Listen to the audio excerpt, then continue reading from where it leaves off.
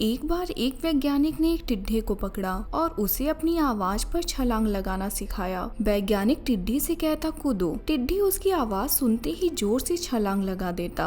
अब था तो वो वैज्ञानिक, तो उसका प्रयोग करना तो बनता ही था। उन्होंने टिड्डी की छलांग पर प्रयोग किया। वैज्ञानिक ने उसकी एक टांग तोड़ दी और फिर बोला कूदो। अब टिड्डी की छलांग की दूरी कम हो गई। वैज्ञानिक ने उसकी दूसरी टांग तोड़ दी और फिर बोला कूदो। टिड्डी की छलांग और कम हो गई। अब तोड़ी गई उसकी तीसरी टांग, छलांग की दूरी और कम हो गई। एक एक करके बेचारी टिड्डी की सारी टांगे तोड़ दी गयी। अब आखिरी टांग टूटने पर जब उससे कहा गया कूदो तो वो हिल भी नहीं पाया। अब वैज्ञानिक ने अपना निष्कर्ष अपनी डायरी में लिखा। जानते हो उसने क्या लिखा? जब टिड्डी की एक टांग तोड़ी गई तो वो थोड़ा बहरा हो गया। जब उसकी दूसरी टांग तोड़ी गई तो वो और बहरा हो गया। हर टांग टूटने के साथ वो और बहरा होता चला गया और सारी टांगे टूटने के बाद वह बिल्कुल बहरा हो गया। जोर जोर से चिल्लाने का भी उस पर कोई असर नहीं हुआ। वो तो अपनी जगह से हिला तक नहीं, छलांग लगाना तो दूर की बात थी। इस कहानी को सुनकर सभी को ऐसा ही लग रहा है ना